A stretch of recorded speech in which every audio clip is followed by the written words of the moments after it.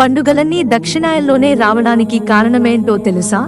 ఆధ్యాత్మికంగా చూస్తే ఉత్తరాయణ పుణ్యకాలం దేవతలకు పగలు అయితే దక్షిణాయన పుణ్యకాలం దేవతలకు రాత్రి సమయమని చెప్పుకున్నాం. కాబట్టి దక్షిణాయన కాలంలో విష్ణుమూర్తి యోగ నిద్రలో ఉంటాడట. కాబట్టి దక్షిణాయన సమయంలో మానవులకు దైవ శక్తి అంతగా ఉండదట. దైవ శక్తి లేనిదే మానవ మనుగడ అనేది సాగదు.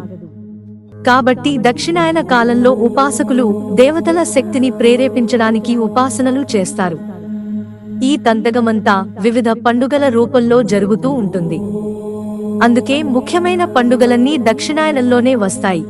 ఇక శ్రీ మహావిష్ణువు ఆషాఢ శుద్ధ ఏకాదశి రోజున యోగ నిద్రలోకి వెళ్లి కార్తీక శుద్ధ ఏకాదశి నాడు నిద్రలేస్తాడు.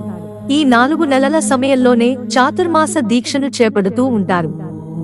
అలాగే దక్షిణాయనంలో ఉపాసనలు చేపట్టడానికి శాస్త్రీయ కారణం కూడా ఉంది. భూమిపై దక్షిణాయన కాలం అంటే 6 నెలల పాటు సూర్యకాంతి తగ్గుతుంది. దీంతో వ్యాధులు ఎక్కువగా ప్రబలుతాయి. ఈ వ్యాధుల దరి చేరకుండా ఉండేందుకే ఉపాసనల పేరిట ఆహార నియమాలు, ఇతర ఆంక్షలతో శరీరానికి ఉత్తేజం కలిగిస్తారు. అప్పుడు మాత్రమే మానసిక ప్రశాంతతను పొందుతారు.